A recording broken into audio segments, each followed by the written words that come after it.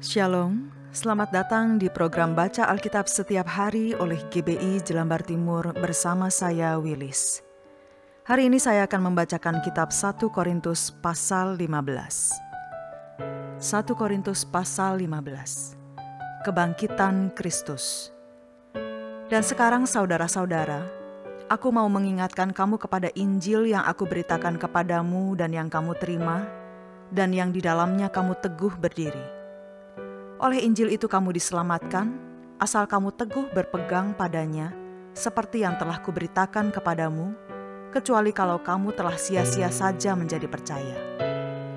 Sebab yang sangat penting telah kusampaikan kepadamu, yaitu apa yang telah kuterima sendiri, ialah bahwa Kristus telah mati karena dosa-dosa kita, sesuai dengan kitab suci, bahwa Ia telah dikuburkan, dan bahwa Ia telah dibangkitkan pada hari yang ketiga, sesuai dengan kitab suci, bahwa Ia telah menampakkan diri kepada Kefas dan kemudian kepada ke-12 muridnya. Sesudah itu Ia menampakkan diri kepada lebih dari 500 saudara sekaligus. Kebanyakan dari mereka masih hidup sampai sekarang, tetapi beberapa di antaranya telah meninggal. Selanjutnya Ia menampakkan diri kepada Yakobus, kemudian kepada semua rasul. Dan yang paling akhir dari semuanya Ia menampakkan diri juga kepadaku, sama seperti kepada anak yang lahir sebelum waktunya. Karena aku adalah yang paling hina dari semua rasul, bahkan tidak layak disebut rasul, sebab aku telah menganiaya jemaat Allah.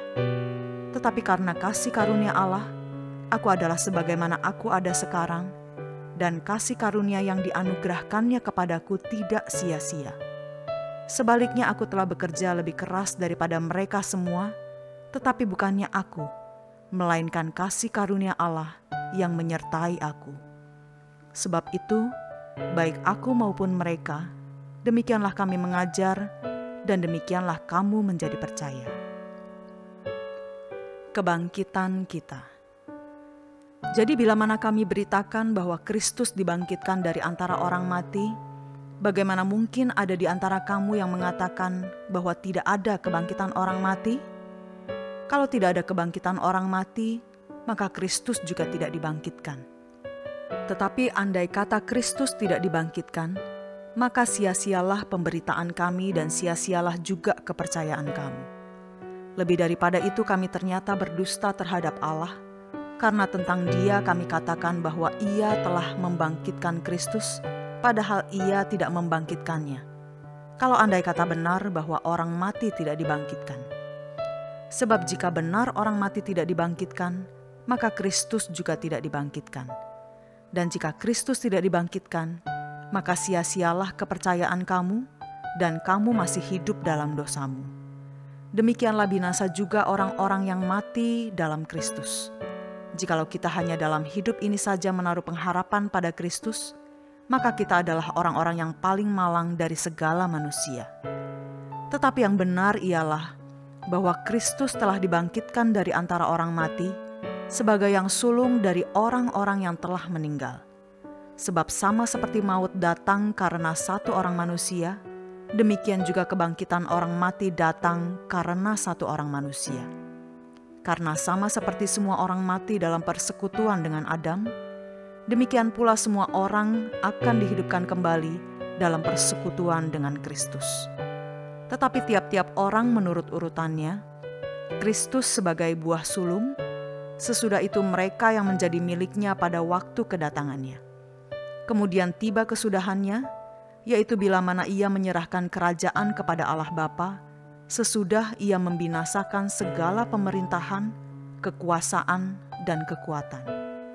Karena Ia harus memegang pemerintahan sebagai Raja, sampai Allah meletakkan semua musuhnya di bawah kakinya. Musuh yang terakhir yang dibinasakan ialah maut. Sebab segala sesuatu telah ditaklukkannya di bawah kakinya. Tetapi kalau dikatakan bahwa segala sesuatu telah ditaklukkan, maka teranglah bahwa Ia sendiri yang telah menaklukkan segala sesuatu di bawah kaki Kristus itu tidak termasuk di dalamnya. Tetapi kalau segala sesuatu telah ditaklukkan di bawah Kristus, maka Ia sendiri sebagai anak akan menaklukkan dirinya di bawah Dia yang telah menaklukkan segala sesuatu di bawahnya, supaya Allah menjadi semua di dalam semua. Jika tidak demikian, apakah faedahnya perbuatan orang-orang yang dibaptis bagi orang mati? Kalau orang mati sama sekali tidak dibangkitkan, mengapa mereka mau dibaptis bagi orang-orang yang telah meninggal? Dan kami juga, mengapakah kami setiap saat membawa diri kami ke dalam bahaya? Saudara-saudara, tiap-tiap hari aku berhadapan dengan maut. Demi kebanggaanku akan kamu dalam Kristus Yesus Tuhan kita, aku katakan bahwa hal ini benar. Kalau hanya berdasarkan pertimbangan-pertimbangan manusia saja aku telah berjuang melawan binatang buas di Efesus, apakah gunanya hal itu bagiku? Jika orang mati tidak dibangkitkan, maka marilah kita makan dan minum, sebab besok kita mati. Janganlah kamu sesat, pergaulan yang buruk merusakkan kebiasaan yang baik. Sadarlah kembali sebaik-baiknya, dan jangan berbuat dosa lagi. Ada di antara kamu yang tidak mengenal Allah. Hal ini kukatakan supaya kamu merasa malu. Kebangkitan tubuh. Tetapi mungkin ada orang yang bertanya, bagaimanakah orang mati dibangkitkan? Dan dengan tubuh apakah mereka akan datang kembali? Hai orang bodoh, apa yang engkau sendiri taburkan tidak akan tumbuh dan hidup kalau ia tidak mati dahulu.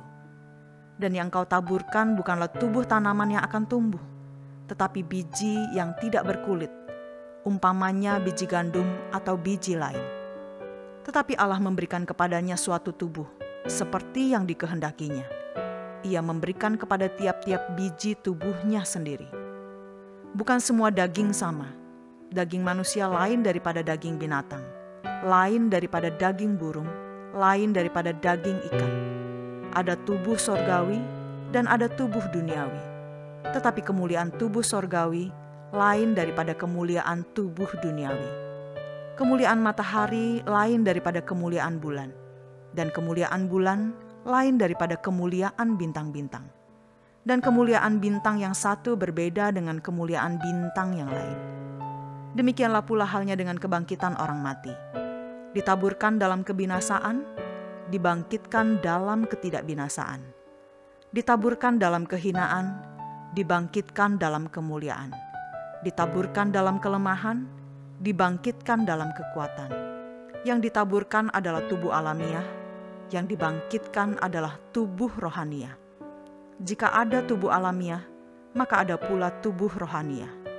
Seperti ada tertulis, manusia pertama, Adam menjadi makhluk yang hidup, tetapi Adam yang akhir menjadi roh yang menghidupkan. Tetapi yang mula-mula datang bukanlah yang rohaniah, tetapi yang alamiah. Kemudian barulah datang yang rohaniah. Manusia pertama berasal dari debu tanah dan bersifat jasmani, manusia kedua berasal dari sorga. Makhluk-makhluk alamiah sama dengan dia yang berasal dari debu tanah, dan makhluk-makhluk sorgawi sama dengan dia yang berasal dari sorga. Sama seperti kita telah memakai rupa dari yang alamiah, demikian pula kita akan memakai rupa dari yang sorgawi. Saudara-saudara, inilah yang hendak kukatakan kepadamu, yaitu bahwa daging dan darah tidak mendapat bagian dalam kerajaan Allah, dan bahwa yang binasa tidak mendapat bagian dalam apa yang tidak binasa. Sesungguhnya aku menyatakan kepadamu suatu rahasia. Kita tidak akan mati semuanya, tetapi kita semuanya akan diubah dalam sekejap mata pada waktu bunyi nafir yang terakhir. Sebab nafir akan berbunyi dan orang-orang mati akan dibangkitkan dalam keadaan yang tidak dapat binasa, dan kita semua akan diubah. Karena yang dapat binasa ini harus mengenakan yang tidak dapat binasa, dan yang dapat mati ini harus mengenakan yang tidak dapat mati. Dan sesudah yang dapat binasa ini mengenakan yang tidak dapat binasa, dan yang dapat mati ini mengenakan yang tidak dapat mati, maka akan genaplah firman Tuhan yang tertulis, maut telah ditelan dalam kemenangan. Hai maut, di manakah kemenanganmu? Hai maut, di manakah sengatmu? Sengat maut ialah dosa, dan kuasa dosa ialah hukum Taurat. Tetapi syukur kepada Allah yang telah memberikan kepada kita kemenangan oleh Yesus Kristus Tuhan kita. Karena itu saudara-saudaraku yang kekasih, berdirilah teguh, jangan goyah, dan giatlah selalu dalam pekerjaan Tuhan. Sebab kamu tahu bahwa dalam persekutuan dengan Tuhan, jerih payahmu tidak sia-sia. Tuhan Yesus, kiranya kuasa kebangkitan-Mu terus hidup di dalam kami. Pada kami ada kuasa yang sanggup mengubahkan dan memulihkan kehidupan kami. Dalam nama Tuhan Yesus kami berdoa. Amin.